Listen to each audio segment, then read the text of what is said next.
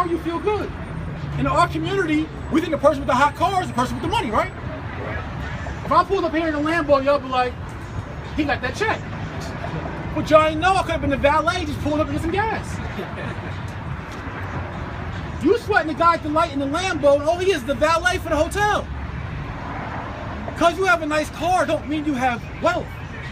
Because you got a nice chain or a nice earring don't mean you got money or wealth. It just means you got a nice thing. You could have found a nice earring and put it in your ear like, oh snap, I got a VS Stone. Now you blinging, shorty want to go out to on a date and all that. She like you now. Oh, because you got a piece of jewelry or a car or a material thing that actually you just found when it's got no real value. But when we start prioritizing understanding true family value and the value of ownership, like, you know what, damn, every time I pay this man this $1,000 a month, his family getting richer, my family staying still. Every time you go pay your rent check, that other person, whether they black, white, Jewish, Chinese, Asian, whatever, that person, their family is getting richer because your rent is a part of their cash flow. Your rent is a part of their property being able to pay itself off and gain appreciation. Your rent, you're doing them a justice. Your rent is a part of their tax write-off. You the low fish on the totem pole. And so when we get enough pride about ourselves and say, yo, I don't want to be the little homie. I don't want to be the consumer in this situation. It means something to me to own. Our next steps is then to go into a mortgage company. This is your first step. It's getting pre-qualified. You go into a mortgage company and you get what's called a pre-qualification. And you simply lay your cards on the table. You go into a mortgage company, you say, yo, this is me. This is my social, my license, my credit. This is how much I make. My bank account is $30 negative. Like, this is what my joint looks like. But I want to get here though. I'm passionate about getting here. I'm willing to do whatever I got to do to get here. And then when you go to get pre-qualified, you look for what's your mortgage plan.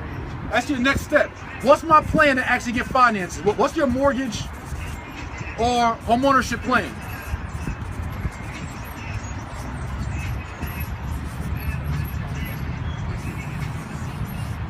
That's the biggest thing that all of us need to have. If you already own a home, your next step should be, what's my next home plan? It's all about having a plan for how you move next. If you don't have no plan for it, it's like even like something as simple as going out on a date. When you go and hop in the shower, you want to get ready for your date. I hope most of y'all at least got in your head what you about to wear next. You think about what's my outfit gonna look like? What's my next play gonna look like? It's the same thing. When you go on this date, you gotta figure out, yo, what's my next move look like? It's okay, I'm here now. I'm renting, I'm living with mom, I'm living with my roommate, whatever that situation like. All right, cool. Let's figure out what's your mortgage or homeownership plan. If you already own a crib, you need to figure out what's your next crib plan.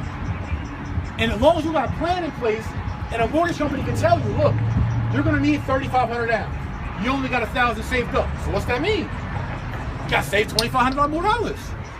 They may say, look, your income is way too high. You gotta pay these 3 credit cards off. What's your next goal? Pay the credit cards off. So now when your son or daughter come in talking about, yo, I wanna get these pair of J's, LeBrons, or the new Kanye album, it's like, no, we ain't got time for that. We're gonna wear these skippies real quick, we're gonna get this crib. Because that's what's priority to our family. So it's easier to make tougher decisions and greater financial decisions when you got a financial plan. An actual plan for your next steps. You actually can buckle down and do some things for yourself. But if you just like living for the moment, BMF, blow money fast, YOLO, you're just gonna be YOLO. You're gonna be in the moment. But we don't wanna be in the moment. We wanna actually be executing like snipers. We don't wanna be with a Uzi. Whatever I hit. We wanna walk up on that joint like, yo, this is what I want. I'm coming to get it. And so it's the same thing with this mortgage plan. So we talk about the financing side. I explained how you only need a low down payment in most cases, right, to get a home. Then the next thing we talk about, or that we don't know, that we don't utilize enough, is the whole co-borrower thing. Who here at some point in life has had a roommate? Brother, sister, friend, whoever, has had some kind of roommate, right? Somebody you bump with, live with, whatever. So the same thing that happens in a rental property when you have a roommate, that in a mortgage or real estate world, it's called a co-borrower. You can use multiple co-borrowers to buy one property. That's what you want to do. So the same way you and your homeboy, you and your homegirl, you and your brother, you and your sister, you and your auntie, whomever, can go live together in one house to rent, y'all can put your incomes together and go on one mortgage to own. It don't gotta be forever, ever. It's just like, look, this is our family. We don't own shit. So look, how about this? Auntie, we're gonna use your Section 8. I'm working at Burger King right now, making $28,000 a year. I pay these credit cards off. All right, cuz, you gonna do this. You just came home from jail, cool, your credit ain't got nothing on it, but you secure credit cards, start building your credit. And all three of us go in this 3-bedroom that's $100,000. We're gonna do it for about a year, 18 months. We're gonna put it on the market for rent. We're gonna go our separate ways, get our own cribs. Have a plan. So you can use multiple co-borrowers to qualify for a property. And now put that family asset in your family portfolio. That's just one down. Remember, your goal might be one every 2 years, one every 3 years. But you're getting somewhere. So now, like, I was talking to one of my colleagues, and he was dealing with a white couple out of Ohio. And their plan was to get 1 2-family property every year for 20 years. That's 40 units, which could bring them in $20,000 a month or however many a month in cash flow. It was a 20-year plan. But it was a plan that could have them in a position to be able to get $20,000 a month in cash flow, $250,000 a year in cash flow by a 20-year plan. We all got that same ability to bust them same kind of moves. And we have to realize that those moves may not be so much about our enjoyment today, but the enjoyment for the ones that's coming up after us. If all we doing is chasing the fun that we can have today, all we doing is shooting them in the foot for the next generation, because they're gonna be the same shit that we got. The same shit we inherited, they gonna inherit. Unless we change it today. That means we gonna have to be disciplined, and we might gotta pass up on a party or two, might gotta pass up on a $400 pair of jeans or two, or kicks or two, or some extra vacations or two. Might gotta pass up on that to add that extra crib to the portfolio, so we die at 37, 47, 77, or 97 years old. They can be like, yo, my grandpa left me 13 properties. My dad left me this. Get him something to actually work with, so they ain't gotta be in a situation trying to figure it out how we trying to figure it out. The reason why we trying to figure so much out, we got hit so hard with the crack epidemic, we got hit so hard with Jim Crow, hit so hard with poverty, our generation before us, but we can't be selfish about it. Like, shit, we got a bad, so fuck it, we gonna just blow it off fast. One of the most horrible statements in the world is when people say, you can't take your money with you, so I might as well enjoy it while I'm here. You're not supposed to take your money with you. You're supposed to pass your money down. It's not for you to enjoy it while it's here, for you to set the foundation for somebody else to enjoy it when you're gone. And if we change that mentality as a people and get off our selfish shit, is when we also can start to grow. You please, wait, you got it? I got something. So I'm gonna just stop right there. So this is just, again, first step one for basic home ownership is going to a mortgage company, asking to get pre-qualified. But look, I don't know how jacked up I am, but I need y'all to give me a ownership plan. I need to get pre-qualified. Let me know where I stand, what I gotta do. Let me know what I gotta do, and I'll do it. And you don't gotta stop at one mortgage company. I always suggest for everybody, go to at least 3. Don't be lazy. Just don't go to one, and you don't hear what you want to hear, and now you're like, oh, F that, I'm about to just go back to the one. But no, go follow up, go to another one, and you go to another one. Between those 3 opinions, figure out what's the best situation, the path that you can walk into. And value education. Get a book on it. Go, I got 600 videos on my YouTube channel. Go grab some videos. You know what I'm saying? I got an online school. Go take some classes. Do something to spark your mind and stimulate it and do a little something different. So I want to stop there and just ask, is there any, since we got a nice, crowd out or whatever, are there any questions in general about real estate or anything you might have, anything you came here for, that you want to learn, you want to know, you kind of thought about it, but confused about it or heard conflicting statements or whatever. Anything you want to know, I'm here to serve and answer you guys' questions. I had tried to get a co-borrower. They said we had to be married though, because I got a fiance. But they said in order to use her on the mortgage, we had to be married. Go get a second opinion. That's not true. It's not true at all. Because what if you were gay? And that was your life partner? They're going to discriminate against you? You don't got to be married to be a co-borrower alone. You could be brother and sister, best friends. You could be whatever you want to be. You don't have to be married at all. So that, again, that's where you go get that second or third opinion. Maybe for that bank, their program, yes. For that bank program. That don't mean that every bank program is those guidelines.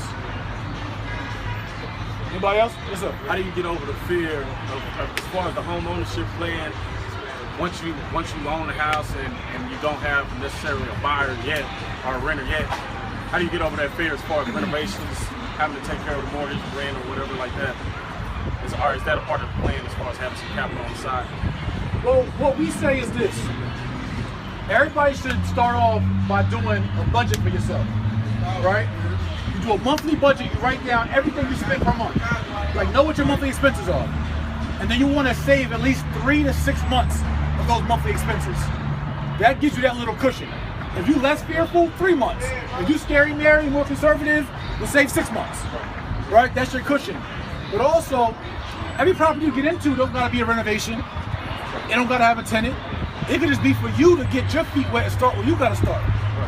But one of the biggest things that I've seen too with us is that we'd rather rent and have this luxury condo downtown and rent and get somebody else rich than dumb down a little bit and sacrifice a little bit for a year or two and go live somewhere that's maybe less appealing or less our dream home. This ain't a dream home plan. This is a financial freedom plan.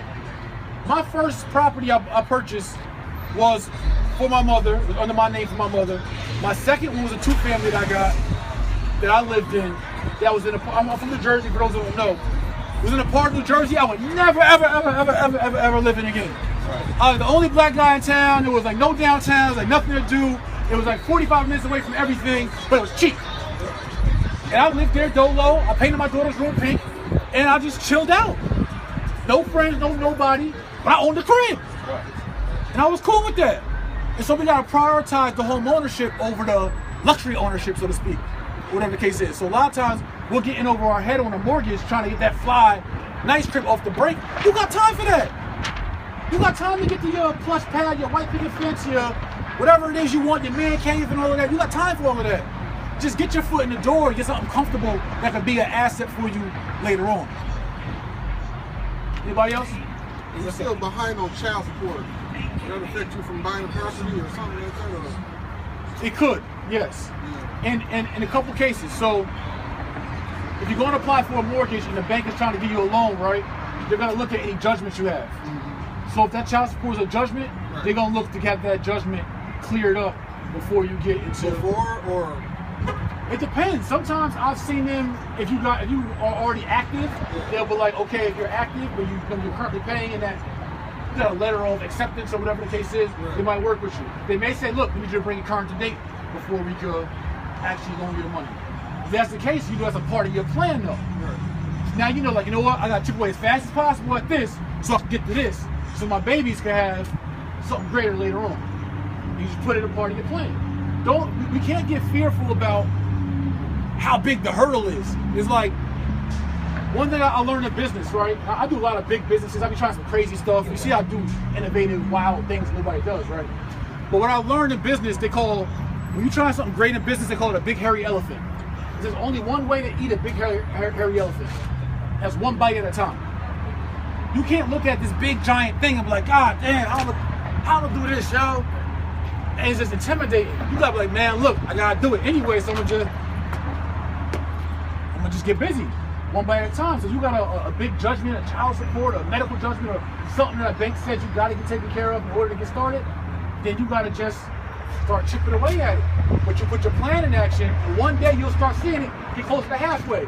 And now you above half, and now you fourth, and now you're on the countdown. Now you're like, man, I'm about to smack this home, and you're on your path to your next phase. Anyone else? What about wholesaling? Wholesaling? Does that affect the wholesaling? No. Yeah, so great question. So this one I've been talking about is what we call owner-occ, right? It's a C. Owner-occ stands for owner-occupied. Everything I talk about right here is just plain old Jane, by the book, owner-occupied buying, right? Buy a bank, buy a mortgage company. But then there's other ways that you can purchase or own or make money off real estate that aren't so traditional, right? So I want to talk about that a little bit. Thank you. So, outside of just using a traditional bank, there's a couple other ways you can make money and make a lot of money in real estate, and where even if your personal business is a little bit jacked up, you still can bust moves, right? So I want to talk about that, the out-of-the-box stuff, the creative stuff.